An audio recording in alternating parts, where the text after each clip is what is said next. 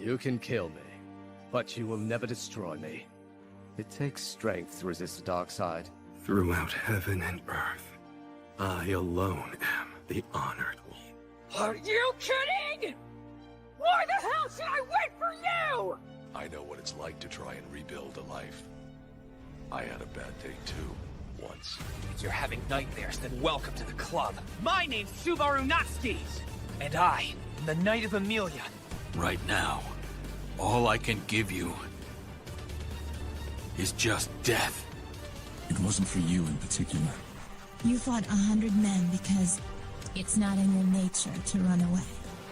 If you are feeling disheartened, that you are somehow not enough, set your heart ablaze.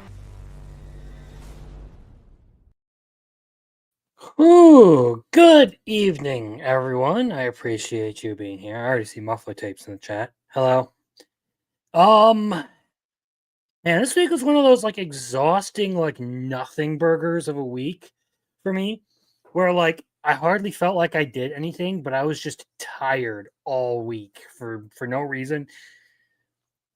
Part of it, to be fair, I think was a little bit of like the weather. We got so like we went from like 80 degrees to snow to hail and thunderstorms and tornadoes within like 48 hours. It was wild. But yeah, it's just I've been tired, man. Tired. Had those big storms sweep through. So I may or may not have had a little bit of something. It's not that much. It's just one of these random fucking Cayman Jacks. It ain't gonna be that much. I ain't gonna be that bad, okay? But yeah, this week, no major news titles. I will do a little bit of an update on like the Texas legal stuff because I did talk a little bit about that last week, and there's some new information. But a lot of the people who, well, actually, I don't know how many people here have actually seen what's going on with that, but there are some updates to talk about with that. But it's really nothing big, and it really just seems to turn out to be an absolute nothing burger of a story that might not even go anywhere. But more important than that, I mean, there is some talk from Sakurai about how Japanese developers should avoid trying to appeal to Western tastes. There is a poll that broke the Dragon Ball fandom, and some stupidity involving Assassin's Creed Shadows. Which, not all of it is really like directly anime related, but oh well, it's kind of adjacent, kind of in my wheelhouse. But before that, of course, we'll be getting into the weekly recaps that I do at the beginning or for the most of every stream now. So, hello, Jeremy. Nice to see you. Nice to see you too, Marcel. And of course, I already said hello to Muffler Tape. Interesting, we also had some wild weather here in Europe, -2 Celsius, I don't know, Fahrenheit yesterday, and totally 19 plus degrees. So, yeah, -2 would be like, I don't know, 0 is like 32. So you're probably looking at like 25 degrees here in the US. That's a rough stab at it, if I remember my conversions correctly. It's been a while since I've done any of that stuff because for my job, I don't have to convert temperature, usually just units, metric units. Let's just add this to stage. And let's move on in to this week's anime. And now we are getting down to the wire. We have a couple more things wrapping up this week. Particularly when we're talking about that, we would be talking about Okitsuda, and Blue Box, the two that have kind of been in a similar spot with how they've handled their relationships. Other ones that are noteworthy, well, they're just about always noteworthy.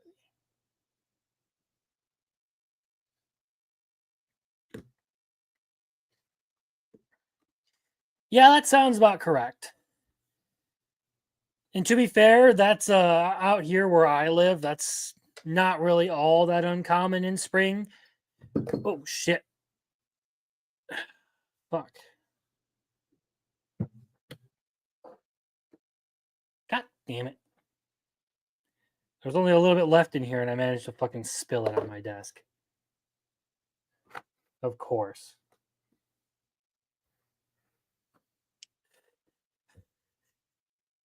What a great start to the night. I'm finishing this off. Being done with the Cayman Jack. And moving on to talk about anime, because that's what everyone's here for. They're here to listen to my opinion on some anime. So, right? Party foul. Fortunately, it's not that bad. It's just a little bit. Get rid of that. And now I just have water. Stay hydrated, people, because water is healthy.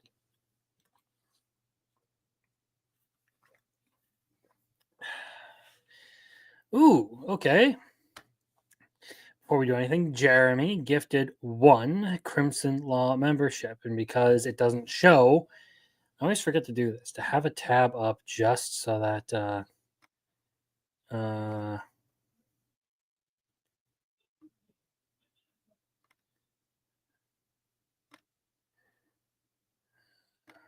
me view this on YouTube so I can see who that went to. So thank you, Jeremy Turner, for the gifted membership. Shu was gifted a membership. I appreciate it. Okay.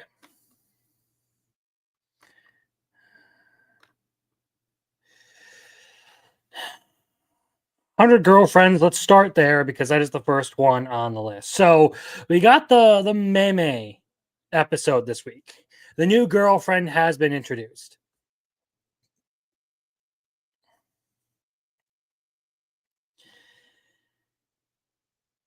So they did the whole thing of Rentaro trying to find the new girl, and they went all the way into the hide and seek game. So we had some fun this episode, and we got some interesting moments out of that, particularly with the usual Yurdi antics between Hakari and Karane, where they decided to hide in the exact same spot, and it turned into a little bit of an erotic situation. That in and of itself was funny enough. But on top of that, we also got the Hahari and Kurumi moment later in the show with Kurumi doing the whole getting hungry while hiding with Hahari. She is a crazy one. Yes, that scene. But the mother is crazy, and honestly, it's one of the fun. She's one of the funnier characters in the series.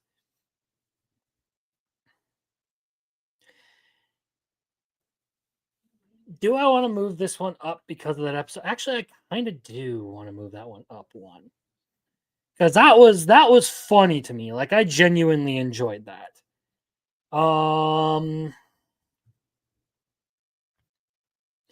Don't really know if there's much else to add to that. I mean, obviously, you guys have now met one of the new girlfriends, Meme, the shy girl, the one who's always using the plushies to create her substitution jutsu.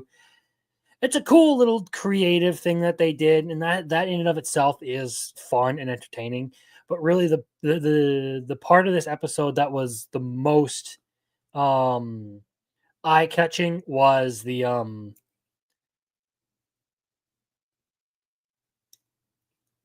hide and seek episode. That show really hasn't had a bad episode in 2 seasons. Yeah, it's genuinely like just a good series all around. It's had its weaker episodes, but I don't think I've ever considered any of them bad. Like it is just solid all the way through.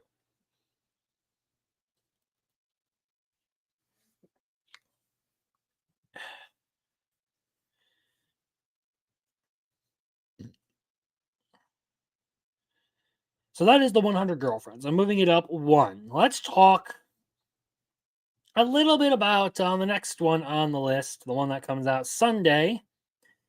I want to escape from princess lessons.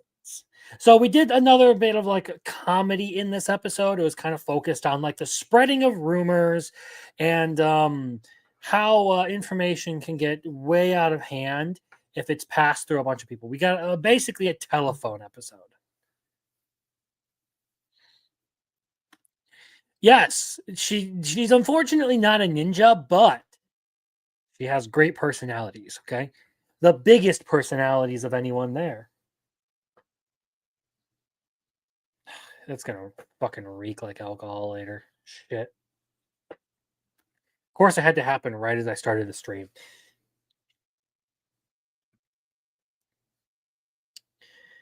Anyway, yeah, Princess Lesson. So they did the whole telephone thing about Clark supposedly abandoning his position as the heir to the throne, and that sparked a bunch of like rumors and stuff like that, and things started getting.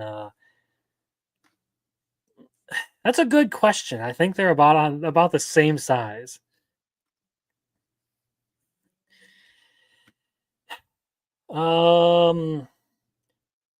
So it was fun chaos for Princess Lessons. But now we're finally at like the wedding, so it looks like this is just going to be like a one and done sort of show. Which, I mean, given the way it's written and how it's performed, I am not surprised by that. But the latter half of it has been far more entertaining. So it looks like we're going to move into like the end of the story kind of stuff with the final episode coming out tomorrow. And I did like the way that they ended it with Letty basically turning to the camera and being like, well, there's no escaping now. And that's it. That's the end of the episode. Was it a good episode? Yeah, actually, I did enjoy it. I enjoyed the fact that they did the whole comedy shtick using like the game of telephone with the rumors. That was fun.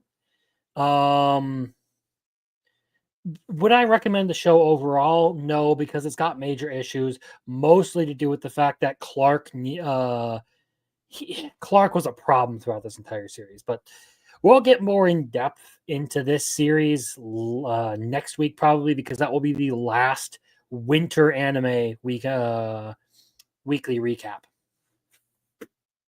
And then we'll be moving on into spring. Oops, sorry. So yeah, that's gonna stay right there for now. So Princess Lessons, Shangri-La Frontier. So Sunraku being Sunraku is always fun. And now this is just another genuinely solid series, although it does have some like actually bad episodes to it. I think there's a recap episode somewhere in there, like a 12.5 or something like that I didn't like. I did not like the episode that focused on Pencilgon and Oikatsu and had nothing to do with Sanraku. This is one of the big struggles it does have, though, is if the series doesn't actually like give Sanraku center stage, it's not as fun because he really is the whole heart of it. They are doing more and more building up to the CCG or the GGC. Sorry, CCG. What is this, Tokyo Ghoul?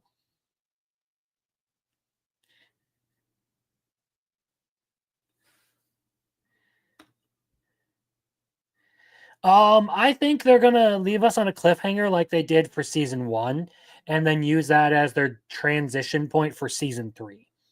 Given how well this series has performed as far as like ratings, I believe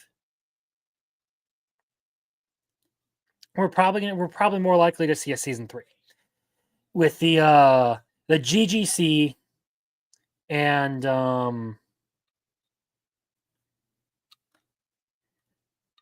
I believe there's only like 1 or 2 episodes left. That's the issue.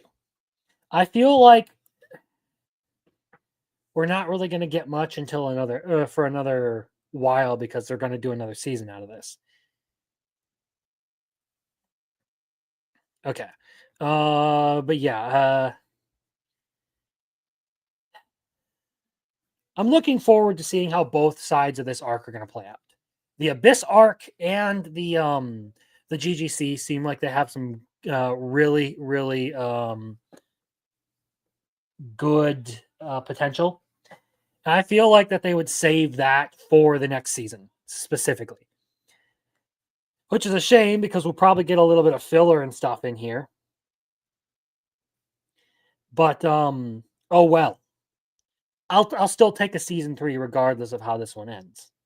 Because so far it's been really good. And I don't see there being any way they could possibly spoil this series with the last 1 or 2 episodes left.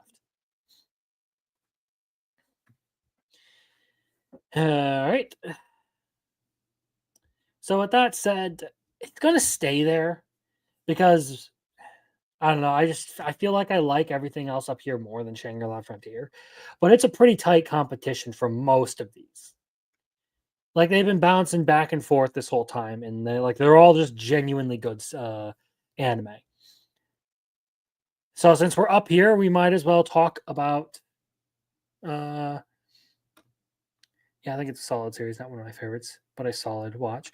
I wouldn't say it's even like in my it's one of my favorites. But for the season and for the past couple of years, I really have enjoyed this this series. It's made it into my top 10 of the year, but I don't think it would ever really make it into my top 10 of all time series. In fact, it doesn't. Yes, I also like this that they are still doing 24 episodes for this series. Repeatedly. And it's good quality 24 episodes for the most part. But yes, let's move on. Re-Zero. So we finally get the gluttony fights. Yes, fights, because as anyone who's watched the series now knows, there are 2 gluttonies. So you have Lai Batan Kaitos and Roy Alphard. They are both the Archbishop of Gluttony. And now Lai is the gourmet and Roy is the actual glutton. So Lai actually likes to select specific targets to steal memories from, and Roy will eat just about anyone. So it is the quantity versus quality models when it comes to the 2 gluttonies. There are 2 types of anime enjoyers. But they both look the same, so a lot of people did confuse them for being the same person for a while. Okay. So we do have the entire section where Lai impersonates I guess I should be careful because I know you're probably not caught up on ReZero, but as far as this goes, it was a good episode. I liked how they did everything, especially with the stuff with Aldebaran in this recent episode. They cut some of the lines and stuff.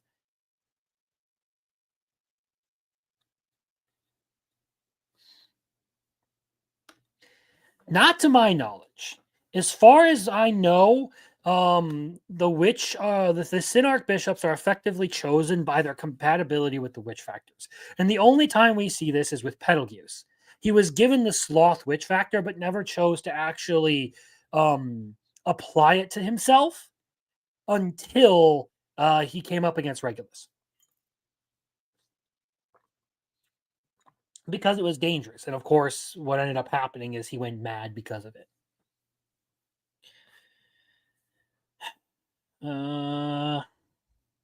So we're wrapping up the arc now.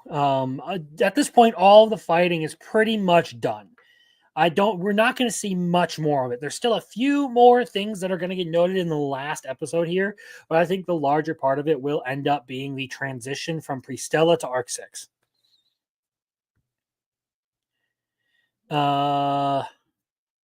Again, Al insinuating what he's capable of. They take the direct statement of it out from the novels because he actually explains what he's doing in the novels, somewhat.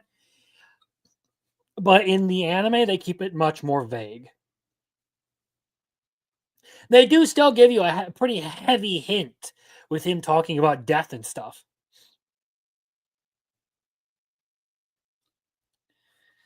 But yeah, I will binge season 3 after I stop for a bit there. The latest tease with Capella, etc. Yeah, as far as like the source materials, I don't really know if there's an origin to it. We can kind of suppose, I guess, that Pandora has something to do with it, considering she seems to be pretty heavily tied to the witch's cult.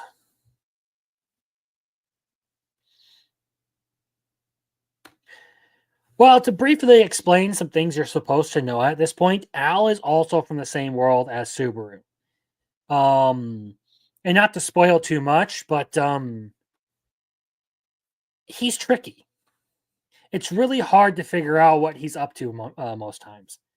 And I think that is by intention. He is very mysterious. But yeah, this has continued to be my favorite series of the season. Just because well,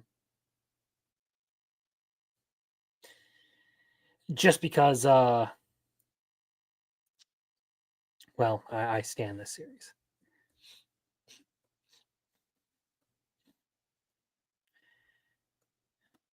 Oh no, spoilers. Well, as far as that goes, that's something you're supposed to know all the way back in season 1. That was something that was supposed to be added in season 1 of the anime. So anyone who's somewhat familiar with the series should have seen that scene if they had even included it. But it ended up being cut content that they added in the break time. That's one of the big things that like ReZero seems to like struggle with is there's so much content that is important to the story that ends up getting cut. And Jeremy Turner gifted 5 Crimson Law memberships. I forgot to do this earlier, but you definitely get one of these now.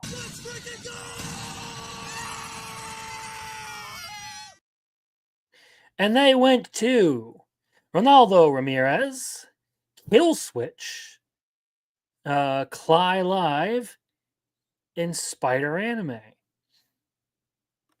Thank you very much, Jeremy Turner. I appreciate it. So yeah, let's move on from ReZero because I'm pretty sure that's all I can talk about. If Biggles is listening, I don't want to spoil him too much on what's going on there because he's been watching dubs and yeah. Let's move on to tying the knot with an Amagami sister. So I did make a video on this week because I love tying the knot with an Amagami sister. It's one of my new favorite romance anime out there. Like it's just that good. The characters are amazing. I love the whole thing. It's very efficient with its storytelling. It doesn't deviate too much. Everything has some level of relevance to the character, to the character work and the plot overall.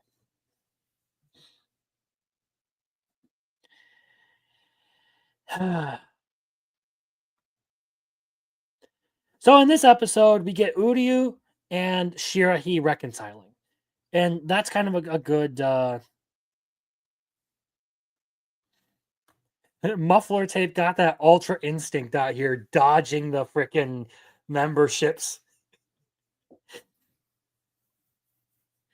Uh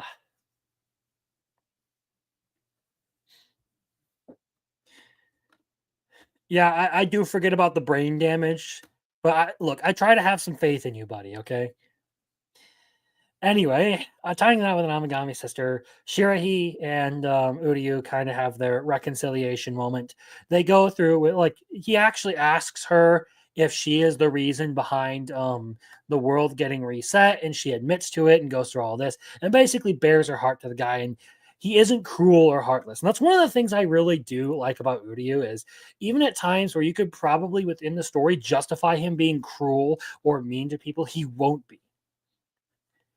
For all of the prickly exterior he has, he really is a huge softie.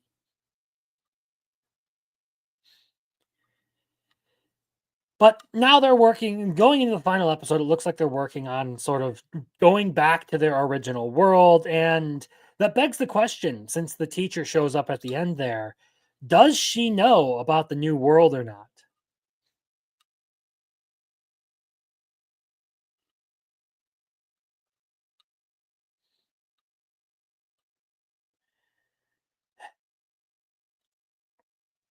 Like, she knew about the time loop. And yeah, she did not go full yandere. I do appreciate that. And yeah, Shirahi, I definitely am really kind of like, I feel bad for her. This handled the childhood friend thing much better than it did with Blue Box, because with this, it did it at a good time. It didn't drag it out, and it was all focused storytelling. Overall, fantastic series. I'm really looking forward to how they wrap this whole thing up. And it kind of seems like we may or may not get a season 2. I kind of hope we do, because I feel like a season 2 would wrap up the story really well.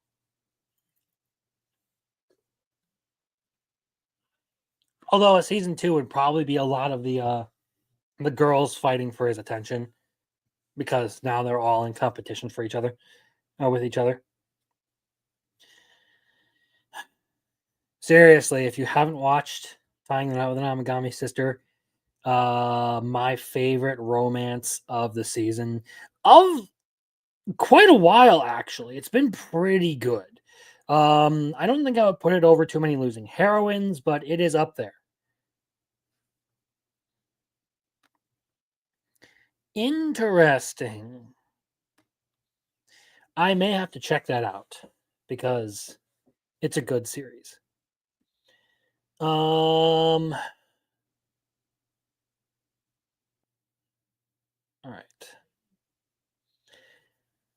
Speaking of series that I have really liked this season, let's move on to Dad's Been Reincarnated, because in this one, we're introduced to a new character, Fran, the person who was originally in the game the childhood friend, or the best friend character, and now she's finally made her debut into the actual cast. Grace's elegance cheat seems to be backfiring now, because no matter how hard she tries, every line she says for the play comes out as elegant, over the top. He cannot do the traditional tomboy, the traditional commoner act. That's funny to me. And of course, we do have some stakes in this now that everyone is expecting the play to go well, and there's a lot of pressure being put on Grace's shoulders for this final episode. But I think my favorite part of this episode was Fran being a bit of a fujoshi and like freaking out over everyone doing the cross dressing and all that. That was an entertaining part of the series.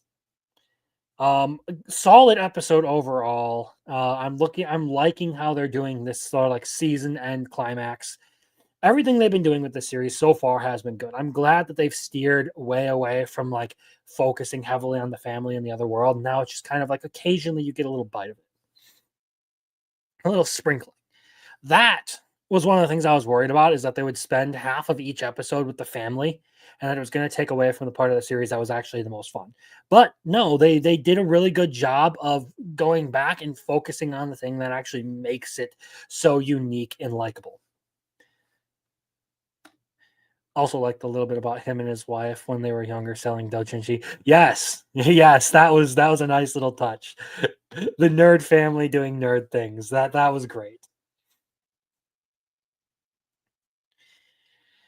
But as per usual, fun, wholesome, comedic dad antics all the way through.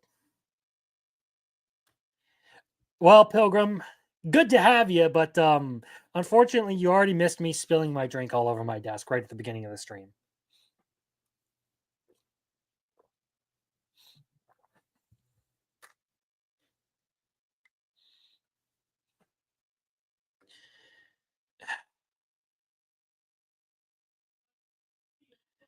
All right, let's move on to one that is getting really interesting. I have a crush at work. The anime, I have a crush at work. Oh boy. So this one, we'll make it kind of short and sweet, because there's really only like one major point to hit on it. But they did the camping trip. They had this whole thing with like the manager's family. And like some really like good wholesome stuff. But the big noteworthy thing that happens here is it looks like Masugu is right about to start like being open about his relationship to all his coworkers because he and Yui have been going out for so long. It looks like that might be the next episode. Although if I had to take a guess as to how the tropes are going to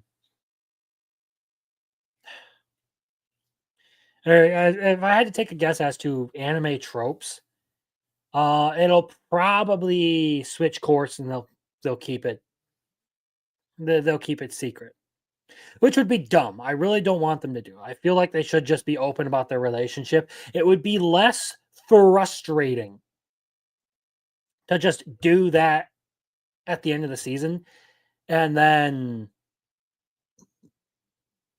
have their little relationship rather than just decide to, oh well, we're just going to keep it secret and pretend like it's not a thing for a while longer. And that would actually frustrate me about this. So for now, it can stay there. It can stay there. If it ends up pissing me off, it'll probably drop. Welcome to Japan, Miss Elf. This one again is going to stay in the okay category because overall it does really struggle when it decides to do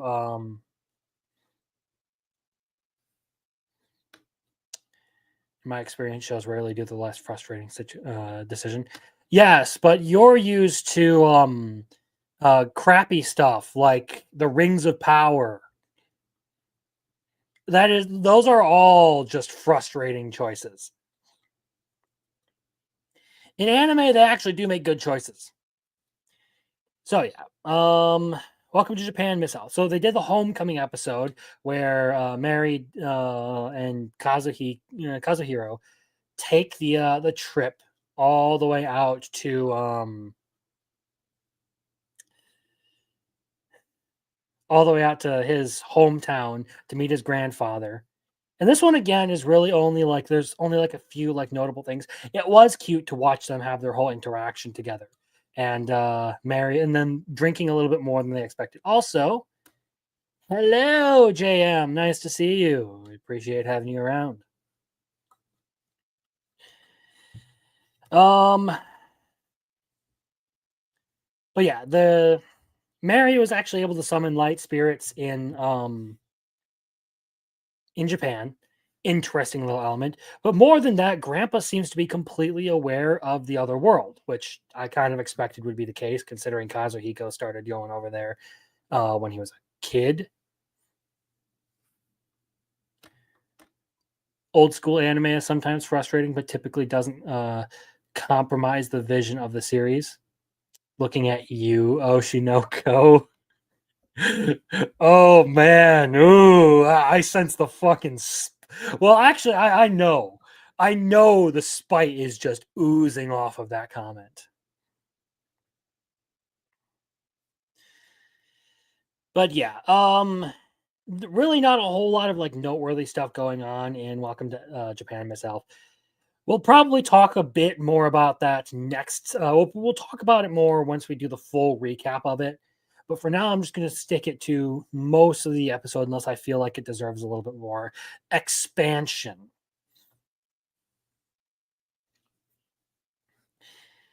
This one, I wanted to like it. I really, really, really wanted to be into it the whole way through.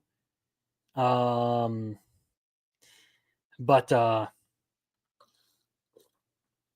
I don't know. They kind of dropped the ball with the fantasy stuff, if you ask me. Okay, another one of the goats of the season, the Apothecary Diaries. So, thank you to Blabbering Collector for talking up this episode, this frog episode, so much because it's so important and like it's like this huge thing to them. And I kind of see why. I feel like it might have gotten a little bit of overhype on that one, but it was a good episode overall. I think we can safely suspect at this point that the newest concubine and her family are somewhat involved in the conspiracy, given everything that's happened. We also saw some handguns, some like flintlock handguns. It was a good episode. Don't get me wrong. Like, I really did like this episode. I just thought listening to Blabs talk about it kind of overhyped it a bit. Just a bit. Just a bit. But this one decided to pull a solo leveling on us and leave us with a cliffhanger, where it seems like Jinshi is trying to figure out when and how is the best way to tell Mao Mao about his real identity and like bring her into the inside group. I feel like we've had enough of a break from the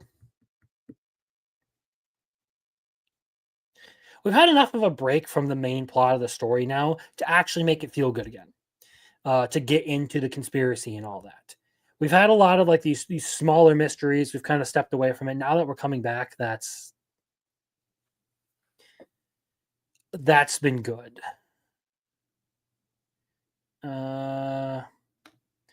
Yeah, I think the frog was a bit overhyped, but generally the Apothecary Diaries can't do anything wrong. Love the series. Yeah, like I don't think this is another one where I don't think I've seen a single bad episode of the Apothecary Diaries. The next episode is going to be spicy.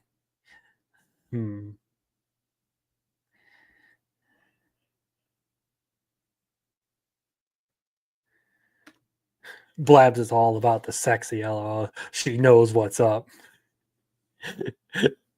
Honestly, I really hope Ivan subjects her to more ecchi anime, because that would be fucking hilarious.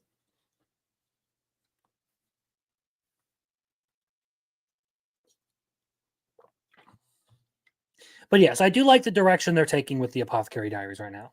Not that I can ever really say that I've been disappointed with any of their choice in direction, because it's a good series. Like, there have been weaker moments, yes. It's not like entirely consistent, but I never would say that I haven't enjoyed an episode of the Apothecary Diaries.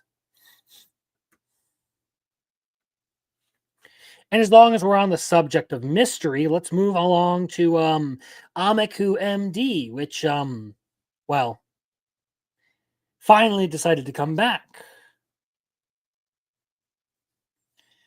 So I'm glad it's back, but this release schedule has been a real pain in the ass at times. Like, major pain in the ass at times.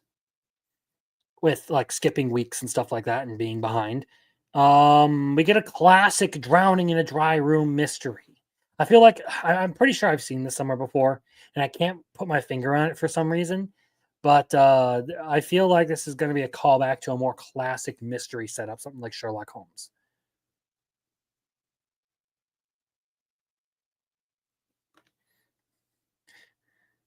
Seems like Blab is the last one over there who's actually watching anime. Well, Ivan's actually been watching stuff over there, although, to be fair, Ivan is talking shit about Metalist, and Metalist is one of the better anime of the season.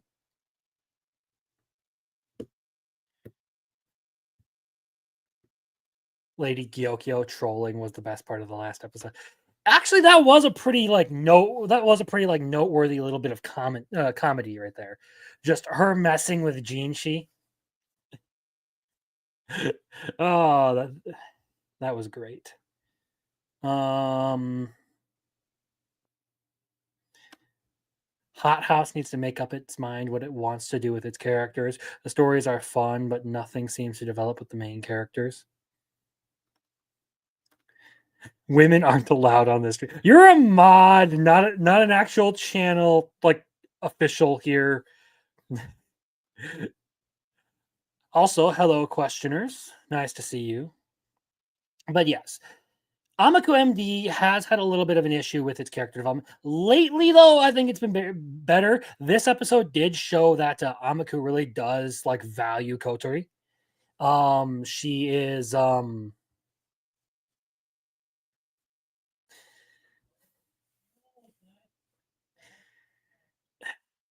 All right, you know what? Just for fucking that. Silence, you glorified wad of trash, or I'll squash you like a roach! That's what you get, fucking Biggles.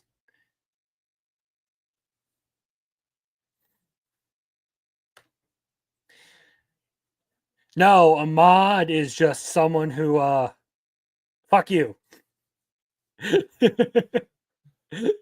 The point is he doesn't get a say in who gets to be around here. Speaking of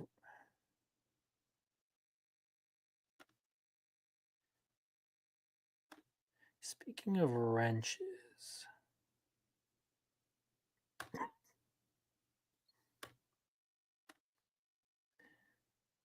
There we go. I've been meaning to do that.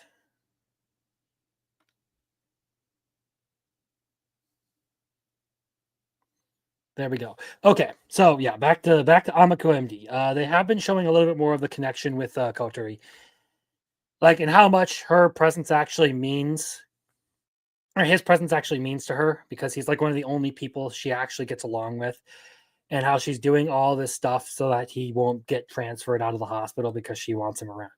I do like that part. Other than that, we've got a lot of like setup for this mystery in the last episode. So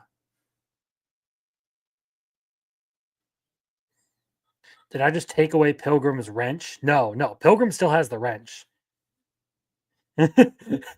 I just gave someone else the wrench because, well.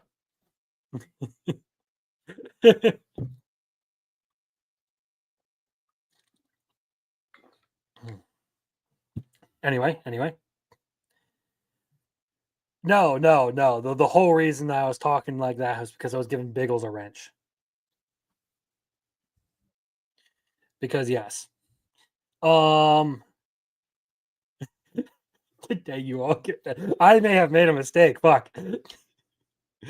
So yeah, as far as Amaku MD goes, I don't know. I've liked it, but if you're gonna compare it just by like mystery or by character development alone, well, either of those metrics, I don't think it's the best series in the roster this season. It suffers a little bit for its lack of character depth. Now, the episode 8, 9, and 10 have done a little bit to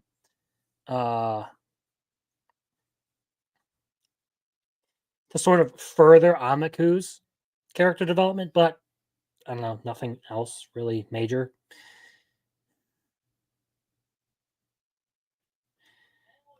Don't tempt someone, the questioners, because that is how you do end up getting hit with the banhammer.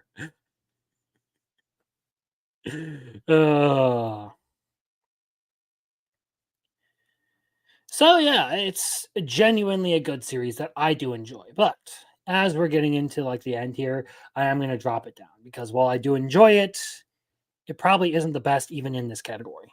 Let's move on down the list. By mods, do not speak for the channel owner. Pretty much all of my mods are afforded their free speech, as is the chat. So long as you're not using slurs. Please do not use slurs.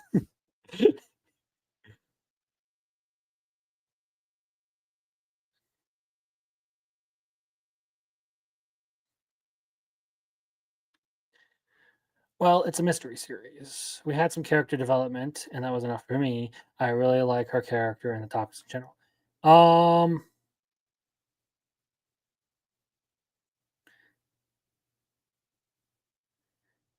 Oh God.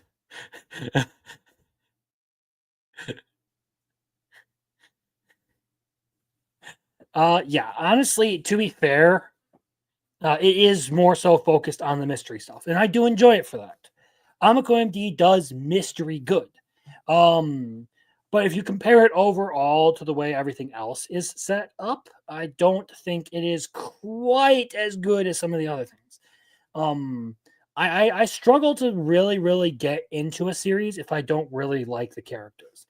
I do like Amaku as a character. It's just everyone else feels really like bland and cardboard, as compared to like the Apothecary Diaries, where I really do think the characters have some depth and some interesting parts to them. And the mysteries are solid in this, but again, I feel like Apothecary Diaries does better with the mystery elements because it just writes them better. All right. So let's keep on trucking. So we're at one of the first ones that has ended this week. And it isn't the two that I mentioned earlier. It is I'm getting married to a girl in class that I hate. So we have the whole thing between the two friends duking it out this week. Duking it out. Akane and Himari have their whole conversation about their feelings for Saito and about how Akane is basically upset that Saito didn't remember her from all those years ago. Like she's really pissed off that the guy didn't remember her from that party. I actually agree. Yes, I really do hope it gets a season 2. It deserves it. I want to see more. Saito is almost entirely oblivious in this series.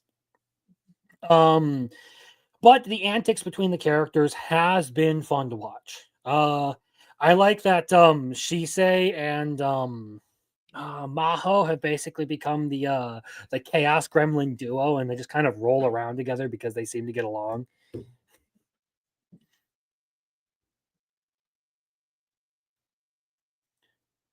The ending of this season wasn't quite what I had hoped for. This last episode didn't give me quite what I had was really excited about. But it wasn't horrible. It wasn't the worst. So if it gets a season 2 pretty quickly here, I will be happy with it. If not, if I have to sit and wait for a while, I won't be too terribly fond of it for making me wait for the next season.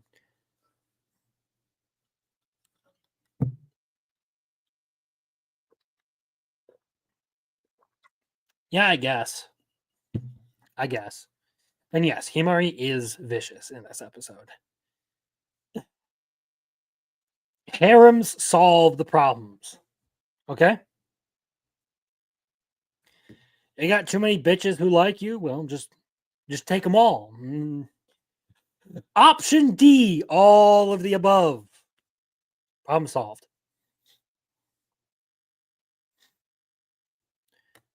For me, Himari is the best, but I won't be angry when he ends up going with the main girl. She is still a pretty good character. Reminds me of Karane from 100 Girlfriends. Yeah, I can respect that, but I do like Akane more. I don't know. I don't know. I like her more. I couldn't explain to you why right now. Something I'll have to think on, just like over the series as a whole. But I just do like Akane more. So yeah, this one's probably going to sit at the top of very good.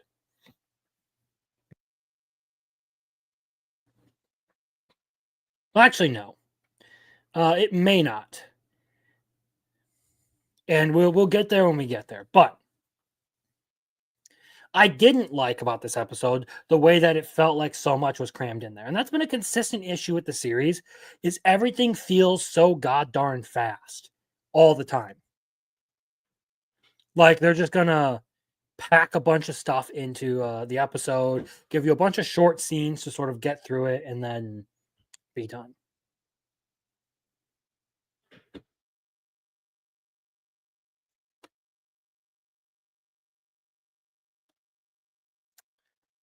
I have a clip for that.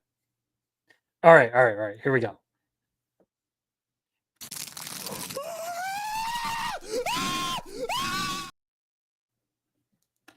There you go. There you go. Oh boy. Why I have that clip, don't ask. But I have it. Oh. Cheating men discovering Mormonism. uh.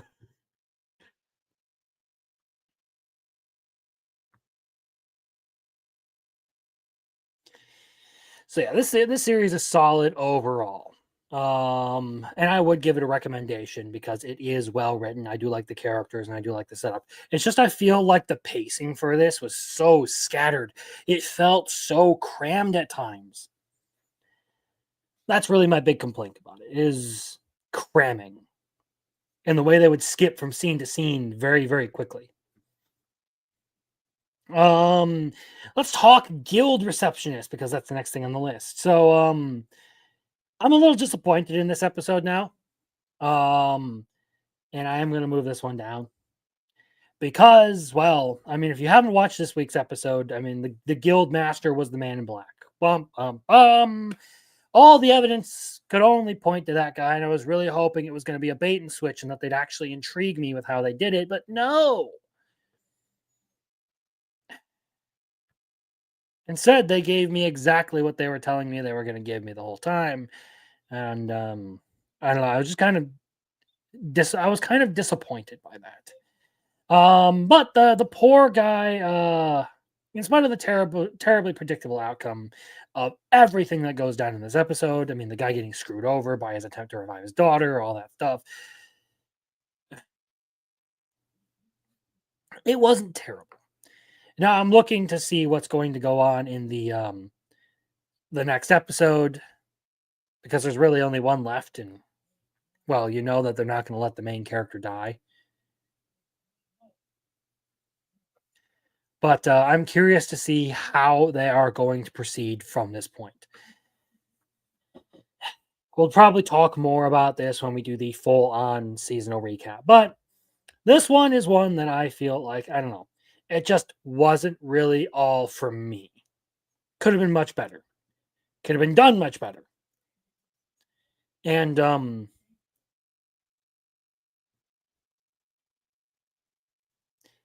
still an interesting series, but not horrible.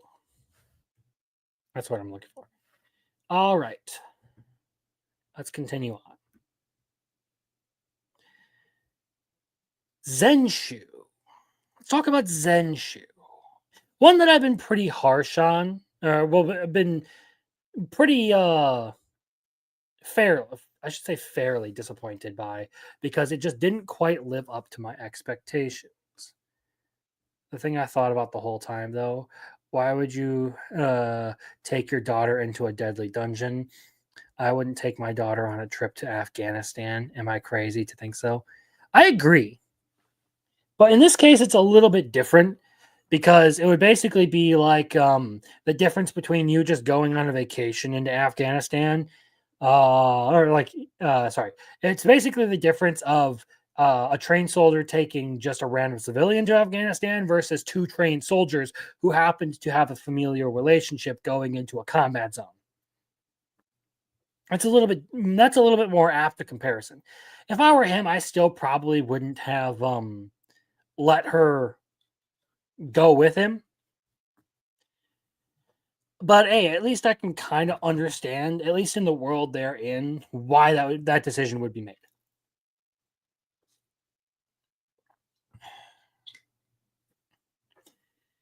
So Zenshu. It took a really, really, really long time for this series to get fantastic. So for this one, I'm actually moving it back up to the very good category. It was up here at one point, I believe. It's been a really slow burn series overall. And if not for everything that they did with this series, it probably wouldn't have been as good of a payoff with these last couple of episodes or so.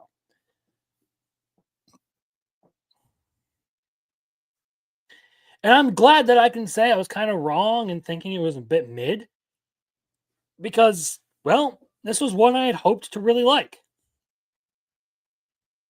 But with these last couple of episodes, it feels like it's going to be a really, really good turnaround, especially after that whole episode with Yunio and Natsuko. I felt like that whole thing made this entire series worth watching. Like, that whole little exchange there was a very satisfying payoff for both their character arcs and everything that I had been through up until that point. Of course, the question is, how are they going to end this series now? Are they going to end it with Natsuko going back to the real world, or is she going to end up staying in the world of A Tale of Perishing for the rest of her life? That's really the question that I kind of find myself asking, is, are they going to give us like the the happy, perfect fairy tale ending to this, or is it just going to be like I found my first love and then was separated from and went back to the real world kind of thing? Which I would be kind of disappointed in, but couldn't really be too upset about.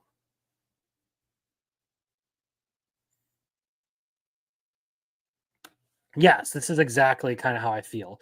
In the middle of it, it was it could be a struggle. It was surviving really off of like mild comedy and some good animation and stuff.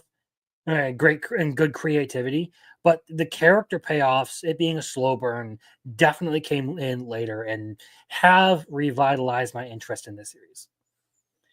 I'm looking forward to the finale of this one because now I'm actually invested in the characters much more than what I was to begin with.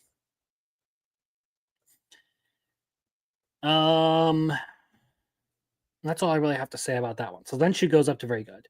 Let's talk about Blue Box, the one that is finished up after 2 seasons. I say seasons as in like Coors, because it was a fall and now it is a winter anime.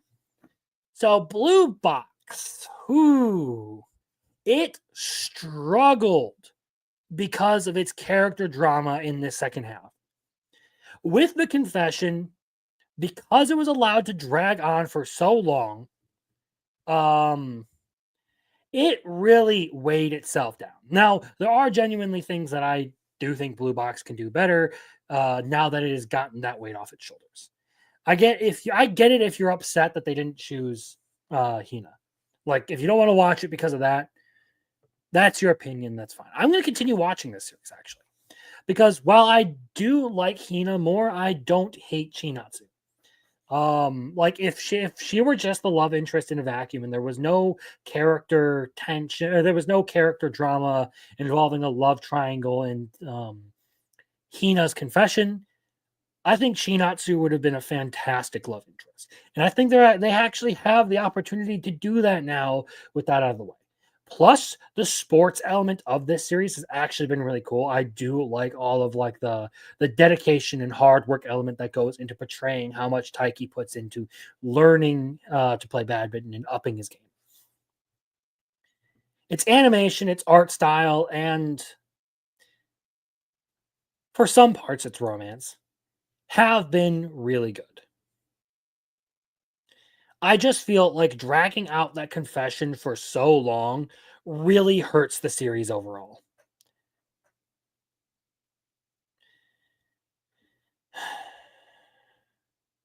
So for now, I'm going to leave it in the interesting category.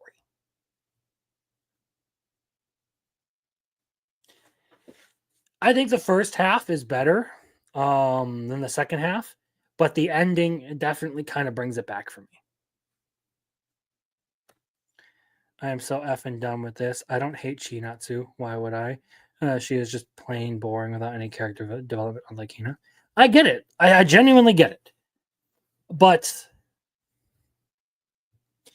I feel like it hasn't really given us the opportunity to and this is, like I said, another one of the weaknesses of Blue Box is right now the superior character was Hina. She was more interesting. She had better chemistry. There was more there for Taiki. But you can only really make that in the doyalist sense, I guess you could say. To steal a word from a very pretentious person who decided he wanted to say that Frieren is racist and evil and forget it. In the Doyalist sense, yes. In the Arthurian sense, the Watsonian sense,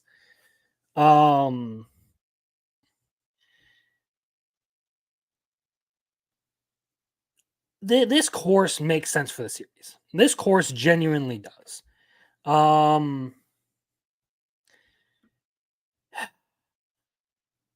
Would I have written it the same? That is the question I effectively ask myself. No, but does that make it bad? Also, no. I can see both sides of this argument. Genuinely. Like why people would think why people would be upset over them not choosing Hina and why people would defend Chinatsu. I want to see if they'll actually do anything with Chinatsu overall. will they give her some good character moments? Because otherwise, like outside of that, really the only thing she's had going for her is her bond with Taiki over sports and the way they both motivate each other, which is a good thing. Like it's genuinely a good thing that they do for each other. But it is not as good, if you ask me, as everything that we got from Hina. And yes, that is a regular comment that people will make about Frieren because Frieren kills demons.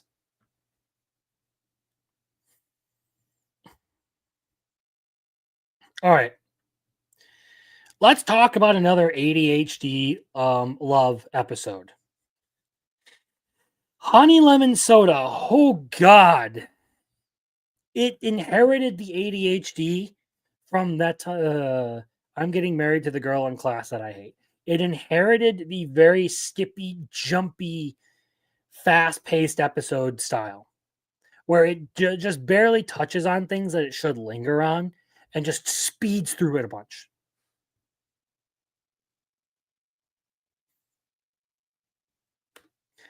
Yes, welcome to the mind of people who think Frieren is racist. Honestly, as far as Honey Lemon Soda goes, I am very, very upset with the rush pacing in this episode.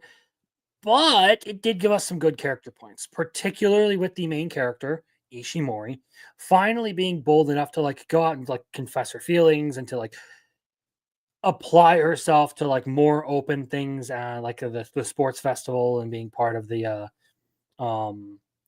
relay race, as well as also getting involved in saving Chimera because a bunch of other classmen decided that they were going to abduct him and stick him in a room so that they could not have to compete with him. It was a good episode in that regard. It's just one of those things where I don't find it as good because it feels like they are schizophrenic with how they jump back and forth from scene to scene. Frieren is second best racist. Nah, Frieren is first best racist because she's a woman. Okay. And she's an elf.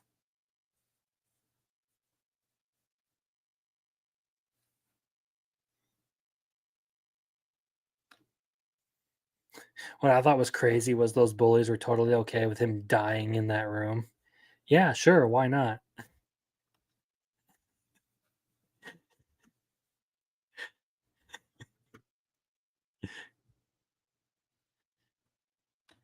Well, I know what kind of stuff you're into now. Jeez, buddy. I'm sorry, but if I have to pick between Goblin Slayer and Frieren, I'm going with Elf Waifu.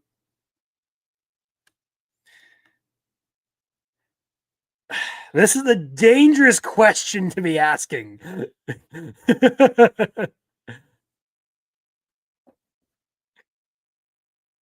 God, no, we're ixnaying the favorite racist comments, okay? We're ixnaying that talk.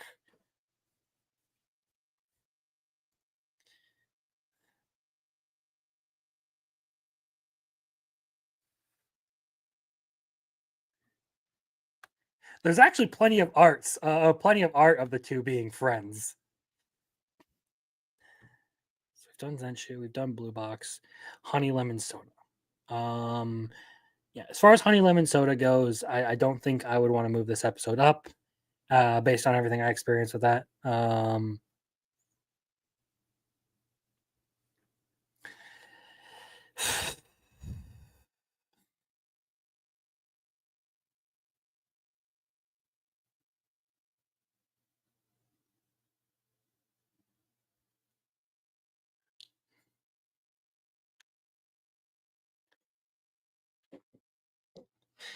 Man, everyone's just talking about their fetishes in chat now. Okay. I respect it, okay? I think that's all I have to say about Honey Lemon Soda. Let's continue on, because the next one is the big one that broke the internet this week. Solo Leveling. This one shoots all the way back up after that kind of boring ass episode last week. This one was everything that I had hoped for and more. The Baru fight was the big thing that I was looking forward to this season, and my God, did it pay off. As far as Baru himself goes, I mean, his attempt at aura farming and like seeming intimidating and all that wasn't really as interesting, but him fighting Jinwoo actually was a really good point for this series.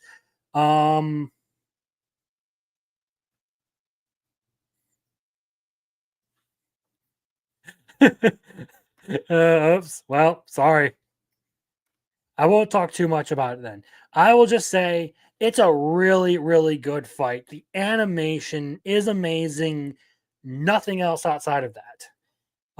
It deserves to move back up to its spot. I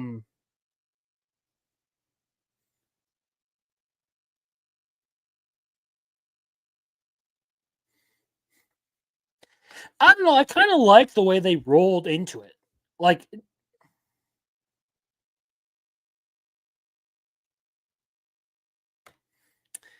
so to explain this a little bit,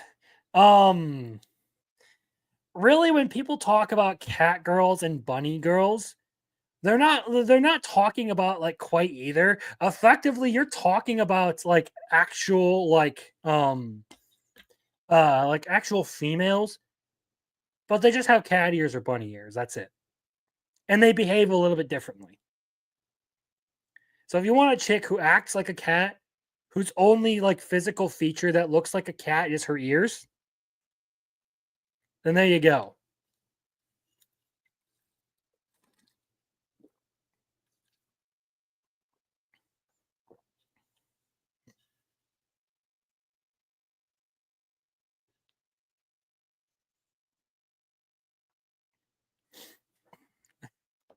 Yes, they do that.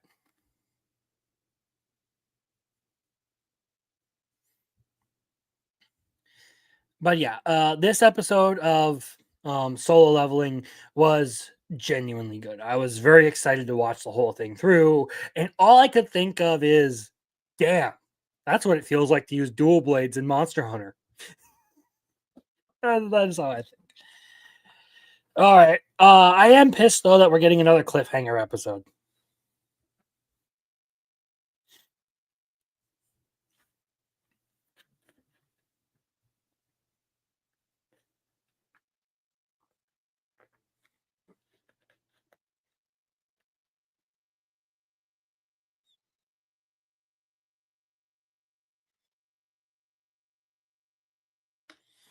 Does Solo Leveling deserve a crown for cliffhangers in anime? It feels like every other episode is a cliffhanger ending. Like, genuinely, it feels that way at times.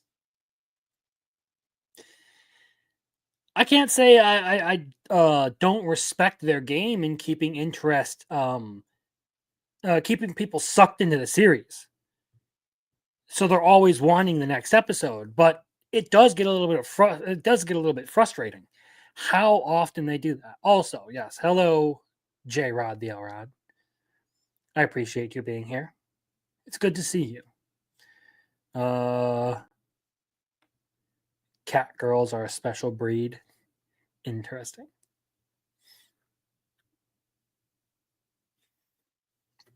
But yes, this episode did genuinely crash a bunch of streaming sites. So, I mean, it's kind of hard to deny that this is a huge success for an anime.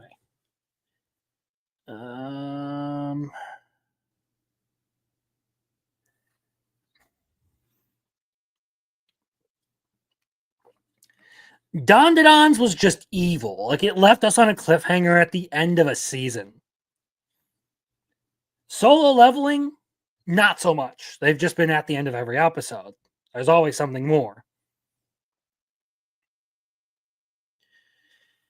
Well, let's quickly round out the rest of these entries because we got 1, 2, 3, 4, 5 more after Solo Leveling. So, yeah, that's gonna be number 3 right there. That's where we're good on that.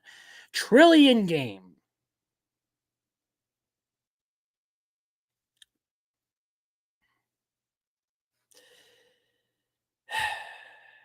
So a rare person saw through Haru's act and actually started asking him some proper questions. And there were some interesting new personalities added in this most recent episode. But I can't really say that I've been too terribly impressed with the series, other than the like outside of just keeping up with it. It's okay. I'm not really hooked or sold on it in any way. It's mostly just been kind of okay, especially because the art style does not sell me on it. I do not like the character designs or the art style of this series. They just don't look good to me.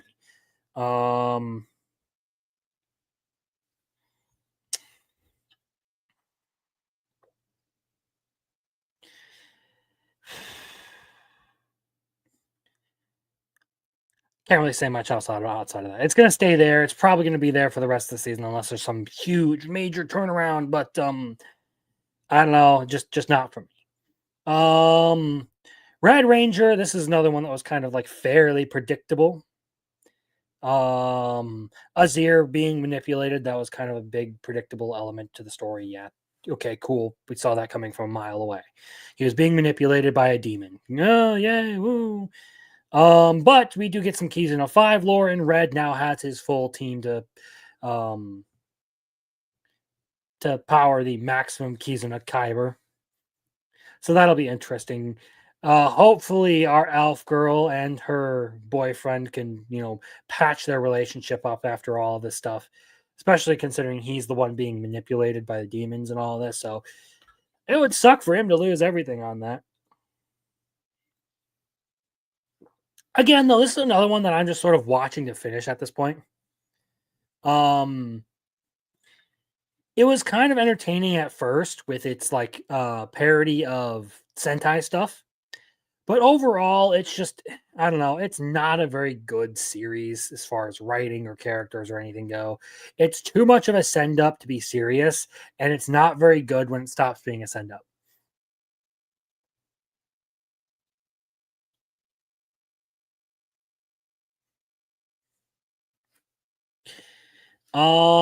So yeah, that's where that's gonna stay. I would actually say I enjoy that more than I do Trillion Game. A rank party. So after skipping the recap episode last week, we're finally back to the actual story. So now our party's back in action. We do see this whole thing of Yuke accidentally calling all the girls his wives. We're beginning a new dungeon exploration, so that part could be interesting. Do a little bit more like adventure stuff and the exploration part of it. I may enjoy that a whole lot more.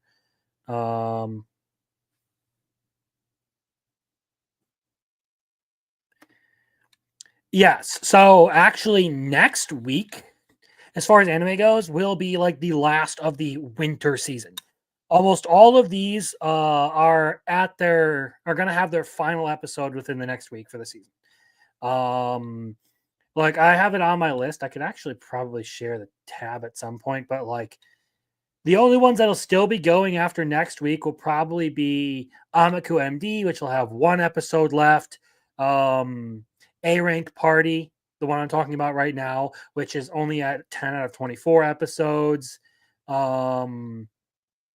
Shangri-La Frontier may run for one more week. The Apothecary Diaries will continue. Red Ranger will probably run for one more week after next week.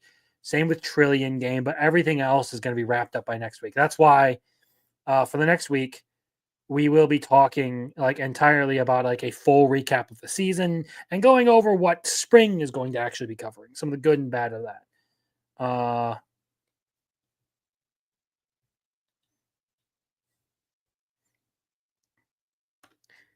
Yeah, just about pretty much.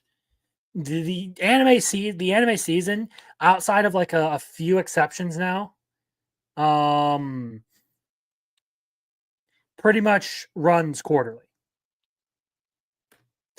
Yes, I hope you'll be there. There's another friend of mine that I have invited on, so there may be 3 of us talking about this season's anime and all that next week. That is effectively the plan. Sure, why not? I'll see what I can do.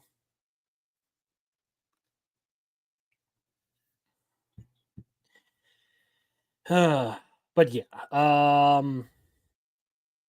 A rank party. I'm interested in it, especially after all the stuff with the old party. Um, so I'm looking forward to seeing what is going to come of this series. I wanted to blitz through that because the last two are things that I do have a lot to say on, and those were kind of like not really like majorly important, or majorly noteworthy episodes. So we'll get through this, and then I'll show the clip once we're ready. So let's talk medalist. I loved the last episode. We get to see Tsukasa doing his whole like dance routine on the ice. That was good.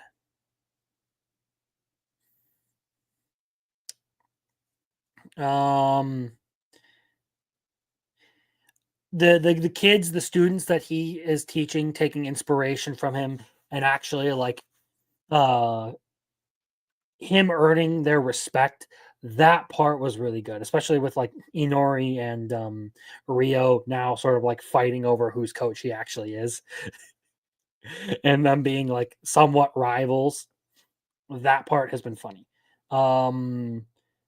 There was also like the humor derived from the ballet lessons that they were taking for their skating.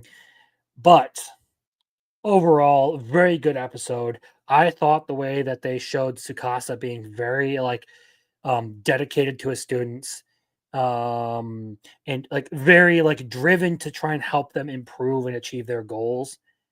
That part of it is good. That's why I didn't understand what Ivan was talking about when he kind of like brushed it off.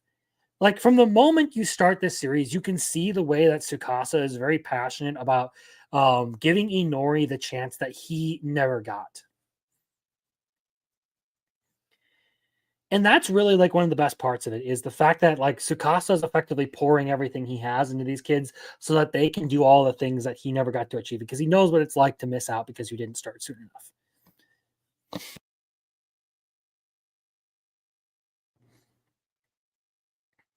I saw it, the questioners.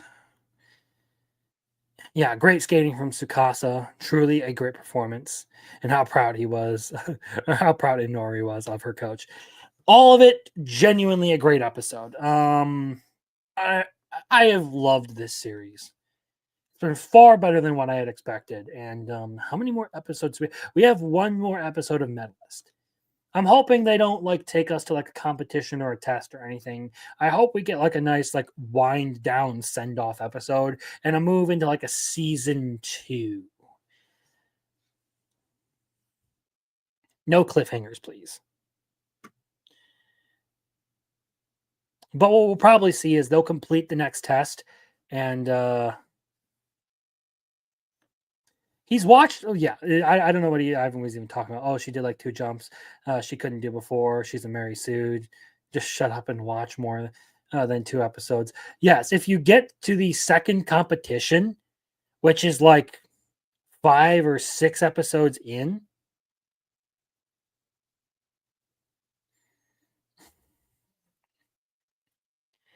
you learn that she's never really been a Mary Sue. So I don't know what he's talking about. Like that guy's taste in anime is so fucking weird sometimes. I think he has insane takes sometimes. And it's wild that I actually agree more with Marcel than Ivan at this point. It's kind of fucking crazy. But yes, Medalist is a superb anime this season. And if you actually get the chance, I would recommend checking it out. Even if it does seem kind of weird to watch an anime about ice skating. But character work is really good. And that's really the heart of the show. And that's what I would sell it on is the characters are great. And the relationship between coach and student in this is really well done.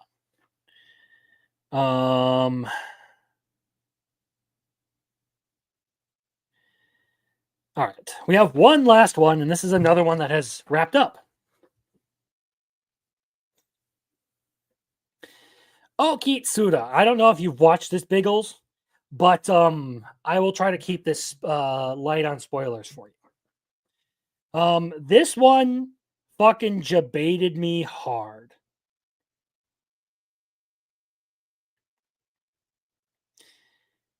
But it does seem to kind of imply some things that I like, even though it doesn't really give us a clear answer at the end. Overall, it's been an entertaining show. Okitsuda has been fun. I'm glad that they didn't give us what I thought they were going to give us, especially after that last episode. It turned out to be another fucking gag. But the end gives us a few interesting implications, and it kind of does seem like it would need a season 2 to fully wrap everything up. Or more than one season. But overall, solid series. If you're looking for something that's just kind of fun and quirky and entertaining. Does it compete with like a well-written, really like a well-written like character drama? No, I don't think it would compete with a lot of the other things above it on the list, but it is good. And yes, I am entirely with you here, Marcel. She has to be Endgame. If not, I riot. If not, I riot.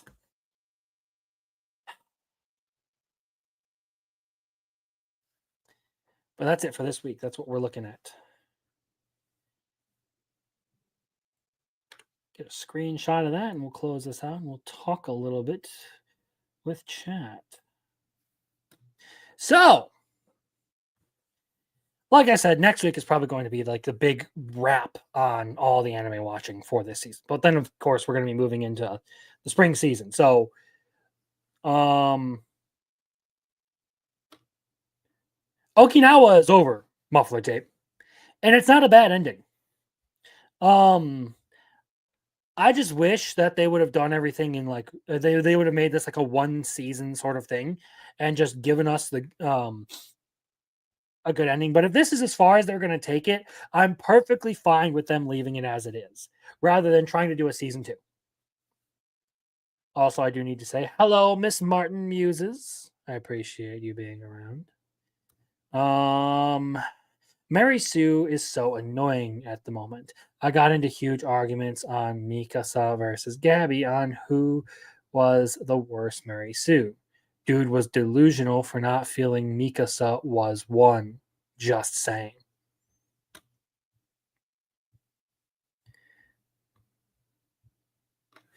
Yeah, as far as Okinawa goes, you could watch the whole thing right now.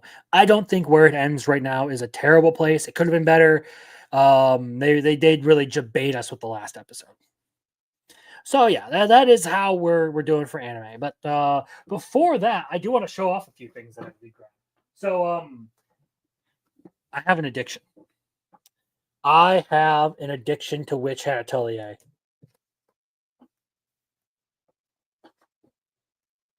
Let me see if I can actually show this more clearly, not lift it over my mic. I bought the every volume of this series that I could get my hands on. I bought it all. I needed it. Like I said, I have an addiction. That series is good. If you haven't started Witch Hat Atelier, I do highly recommend it.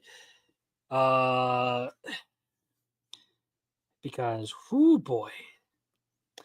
I also went out of my way to get a couple more volumes. I don't know if you can see this. Of Mushoku Tensei. I already have 1 and 2. Now I have 3 and 4. All added to my collection.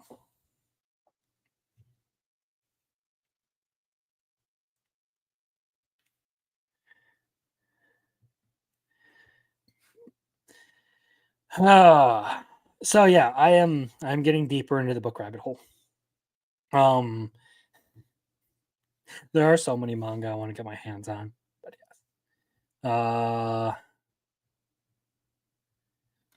yes, I am a real fan.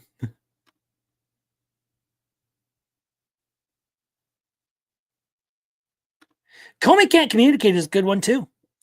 I do think it does drag its feet a little bit the longer the further you get into it. because they start doing a bunch of side stories. But when they do the Comey stuff, it's actually a solid manga. And it's a really good story. I don't want to buy manga anymore. I have a whole big cabinet full of them now, only digital for me. Yeah, look, I personally like to have physical stuff, especially books when I'm reading. It's just far more satisfying to actually have the book in hand and talk and read it. But if you want digital, I'm not going to shame you for it. A lot of people do go digital. There has been a big push. I don't know about like in Europe, but here in America, there has been a big push for a return to like physical media.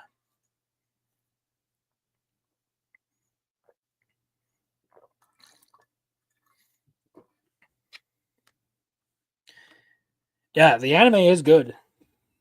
And your 9-year-old likes the manga. Nice. I mean, it's a good series. Like, I respect it. So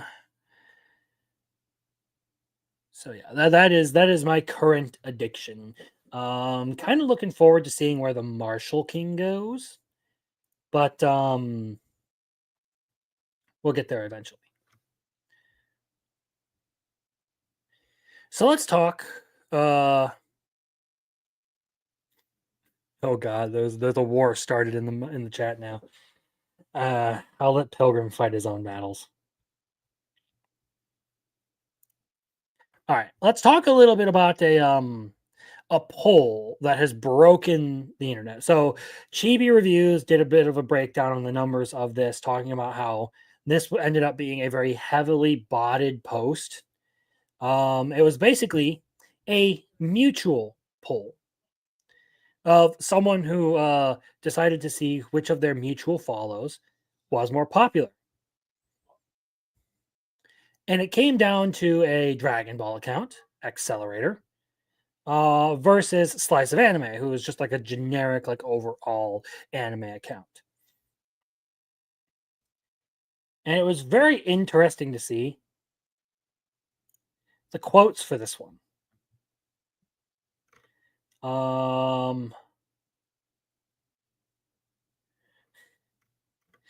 Where the Dragon Ball fans basically started having meltdowns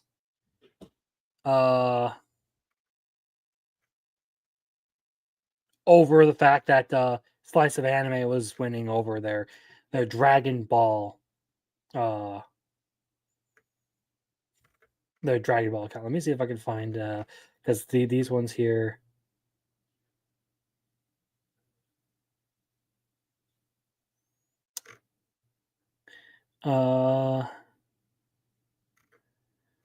Let's see, Slice of Anime or a hypocrite DB fan.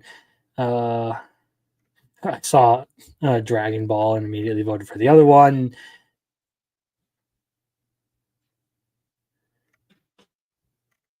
Where is it?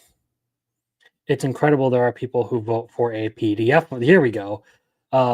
And defend them as if what they are doing isn't wrong. There are people who truly need to go to a psychologist.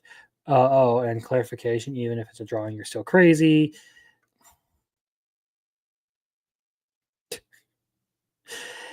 We can keep going.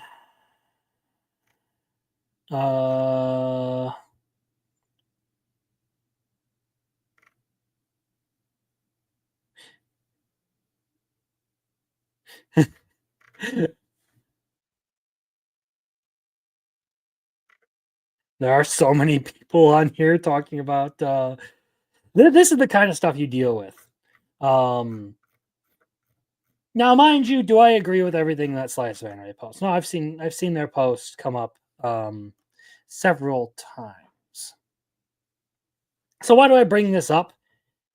Because it was mildly entertaining to me to watch people who were followers of Slice of Anime just sort of like casually go into it and be like, all right, oh yeah, that is true. I did forget about that. Thanks for the reminder. I have something to show, I guess.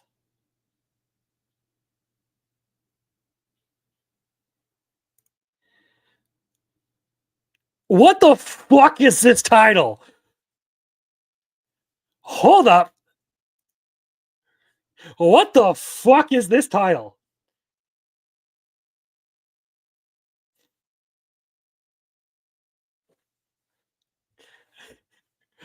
I present to you.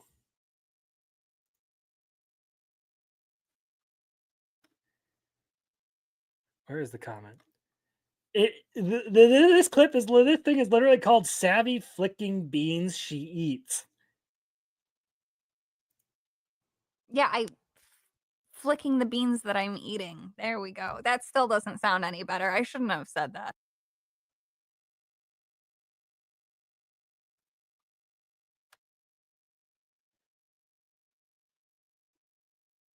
What the fuck? What the fuck, man? Like genuinely, what the actual fuck? Man, I don't have the clip in here. I guess this won't work. Women.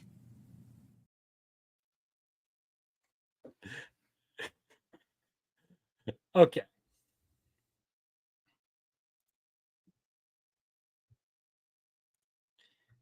Crying out loud, man.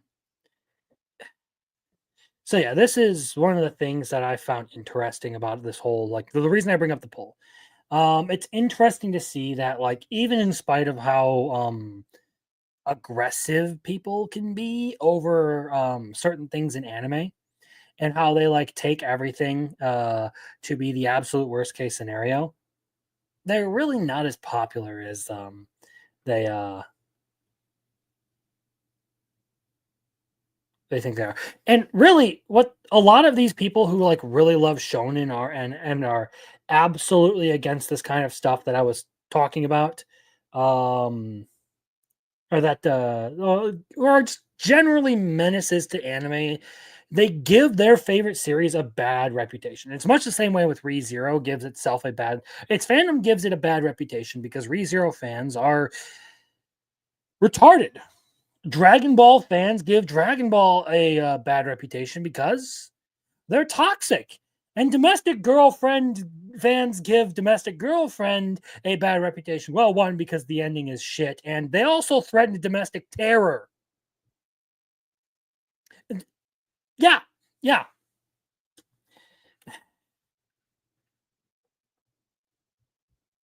I don't know. It's something I wanted to comment on. The fandoms are unhinged, and when it comes to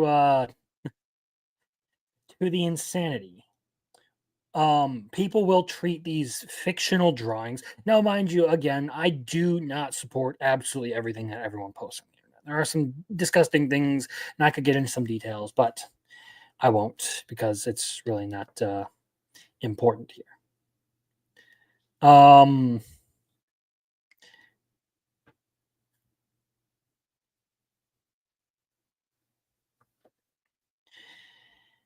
People will treat fictional characters like they are real people, and real people like they are fictional characters, and that is basically the issue with a lot of people who only watch shonen. Is they are morally backwards in that regard.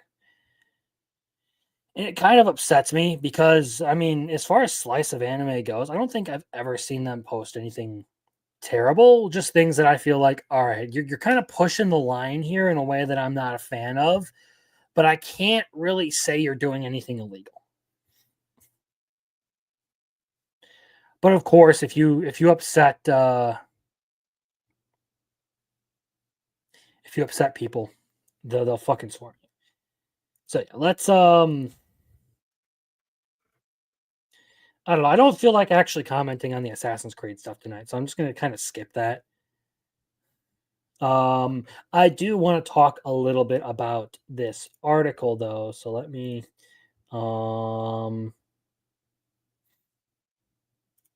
share this.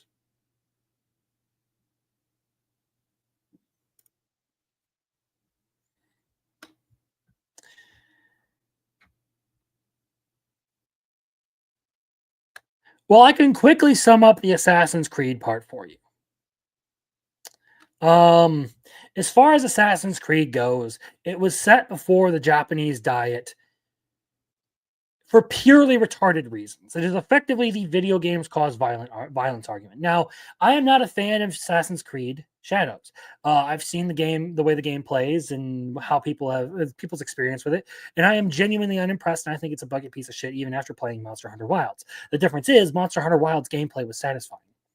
I didn't see anything that was satisfying about Assassin's Creed Shadows. It's stupid to put it in front of a government body because it may encourage people to attack shrines. That is like saying Call of Duty would encourage people to become school shooters. It's bullshit. Genuinely, people who are going to do that stuff. Now, this is all because Japan has a problem with tourists being assholes. I get it.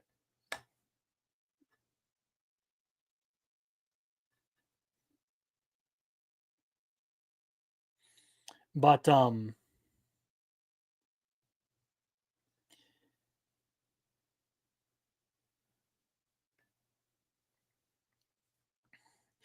putting Assassin's Creed before a government body, putting a video game on trial effectively in Congress is stupid. Oh, there are other reasons to attack that game, like making the mini map an add-on.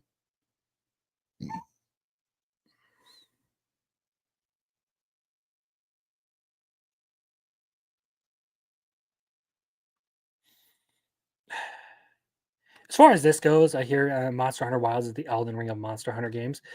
Perhaps, if you want to talk about a game that is well constructed, but maybe not as to the roots as in the difficulty as previous installments, sure. I do have some issues with Monster Hunter Wilds, but I'm trying to separate how much my experience with the genre has to do with that, and how much it is just genuinely easier.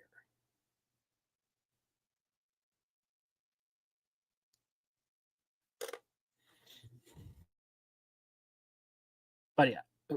Ooh. Oh, I just froze a little bit there. Okay, cool. We're good. It seems like I'm still online.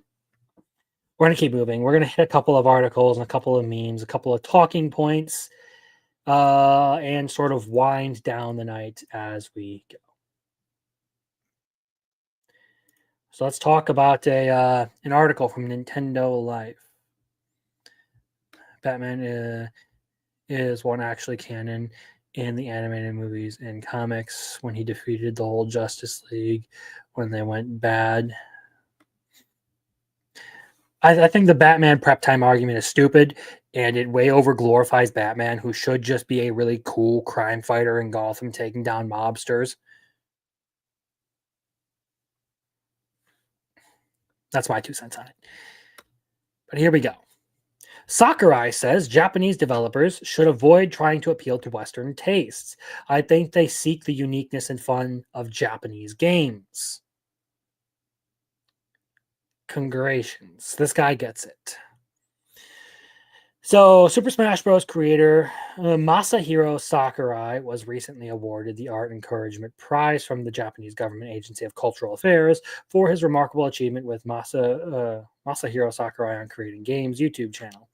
As a part of that, he conducted an interview with NTAX, in which he stressed the need for Japanese developers to focus on creating games with domestic appeal rather than trying to cater to Western tastes.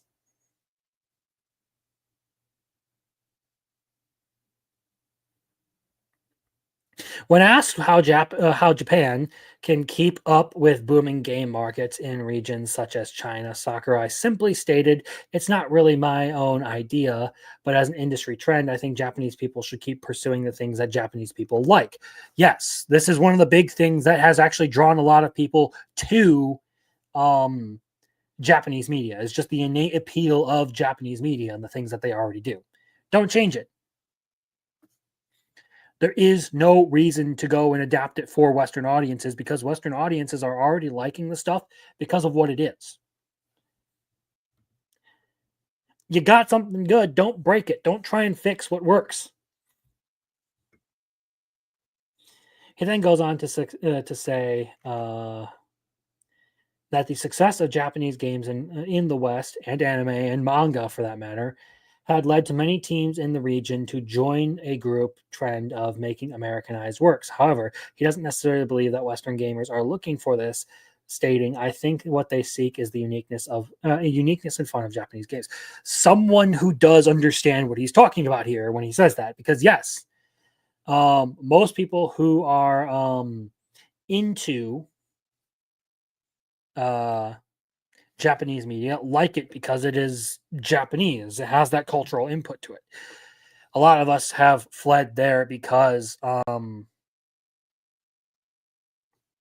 well, we lost the things here in the West that we actually did enjoy.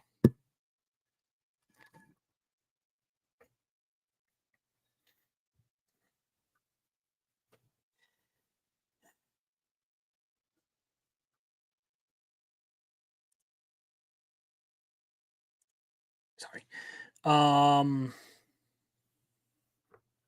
When it comes to just like anime in general with games and stuff, we see a lot of like push for like the localization. We see a lot of the push for like the westernization of this stuff because people want to try and convince these developers and these writers, these creators, these studios that well, you need to do it this way or else it won't sell in America. But in America, things sell well because of their cultural identity. I mean, look at Dandadan. I don't think Dandadan had any sort of like westernization to it to make it popular. It just was. Why? Because it was a good manga. Same with like Chainsaw Man, stuff like that. The point is that Japanese media is good because of its cultural roots. And if you start trying to tamper with that, you're going to poison the whole thing. Which I would very much not like, would very much like to avoid.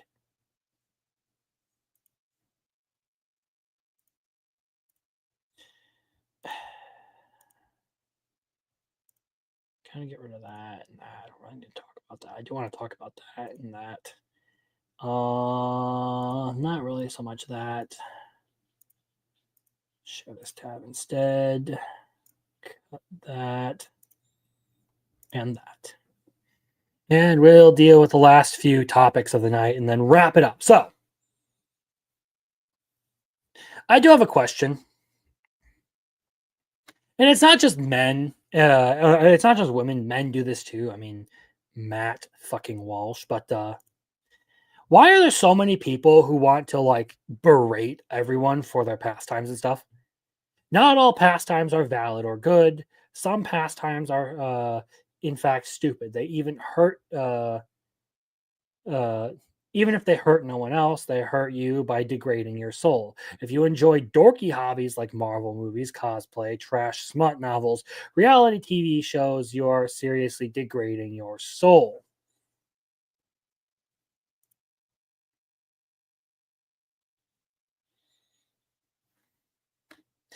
This has been one thing that like I don't know where this like rise in like women who want to like preach about how like men who enjoy nerdy hobbies shouldn't. But I guess it's become like the popular thing for like female influencers to start peddling is everything is evil and bad for you and you shouldn't have fun and your life should be devoid of anything that you enjoy.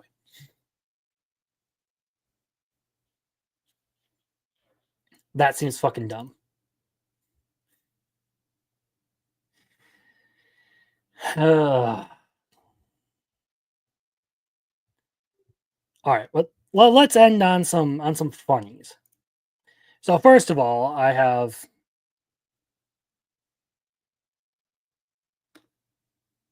most people don't even read, so she needs to step off. Matt Walsh, just get back to your hobby and gobble up a whole load of okay, and let us enjoy our anime. Yes, the good old. If you're having fun, you're not a man. You should sit there and drink your black coffee, your soulless cup of joe, and feel nothing as you watch sports ball and do not enjoy life whatsoever.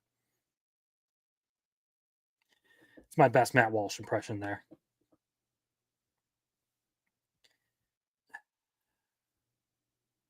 yes, people don't seem to understand the necessity of escapism. That is, well, it's not that they don't understand the necessity of escapism. I think some people just don't want you to escape.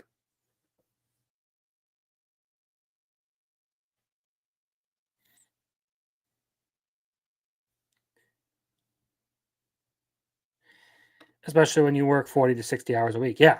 I mean, shit gets busy. You come home, the last thing you want to do is sit there and be miserable. You want something to take your mind off of all the real world stuff you just did.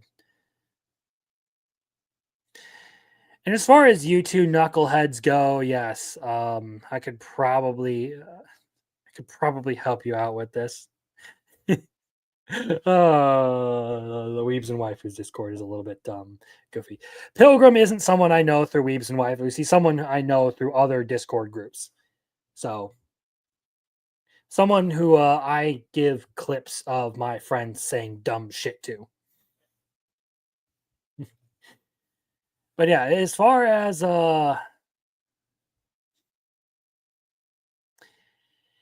escapism goes, let's end the night with a few memes. So, Facebook's largest Black Lives Matter page with 700,000 followers appears to be a fraud run by a white Australian man who walked away with more than $100,000 in donations. The page had almost twice the followers of BLM's official Facebook presence. That's funny. That is a genius way to go about it. I said, do you speak my language? He just smiled and gave me. I don't want to play too much of that because I may get copyrighted for it. But oh well. Like Australia, man. Hey, Lethal Lightning, I found out about your scam. We know what you've been up to.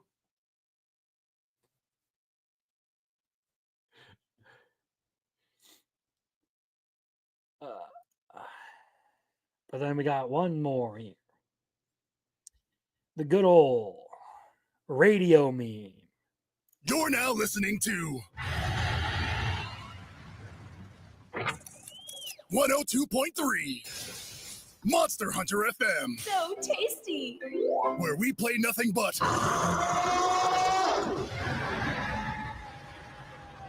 and more.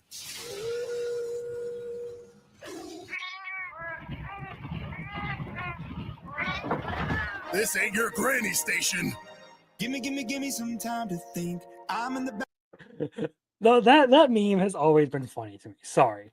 The personally something that's always been funny to me. It's just the jokes about like the hard rock station, and they play Imagine Dragons.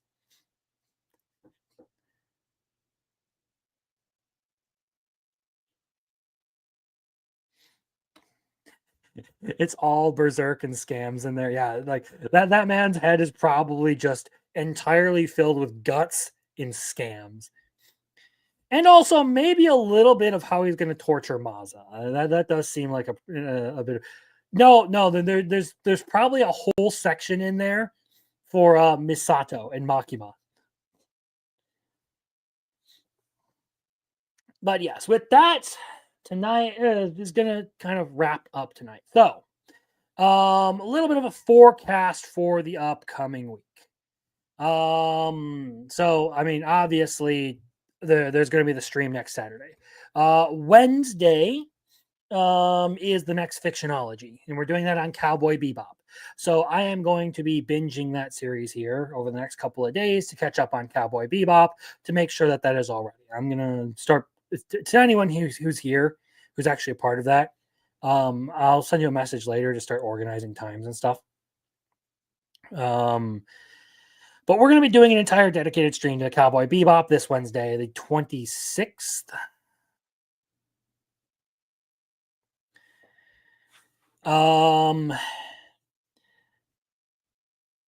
So I got my work cut out for me. I'll see if I can get some videos out this week. There are a couple I do want to make on solo leveling and on solo leveling in ReZero. Maybe do some on some of the other big seasonals that we've talked about, but that's effectively it. And then there's a surprise video that I'm kind of working on just for fun, but I'm waiting on some things to come through for me. Hopefully that'll be ready soon.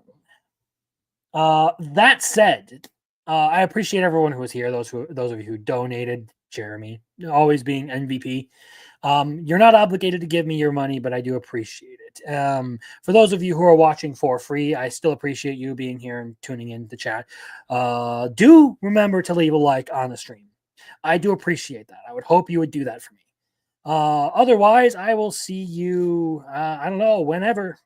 There's stuff coming up. Hopefully I'll get a video out for you Monday, Tuesday, and then Wednesday, obviously the stream, like I said. Saturday, we're going to be doing the full-on recap, so that'll be a thing. And see you there. Thank you, everyone. I appreciate it. You make this whole streaming thing really fun to do. Without you, it wouldn't be half as good. So, you all are the MVPs, but especially the guy who gives me money, Jeremy Turner. So, time to play the outro.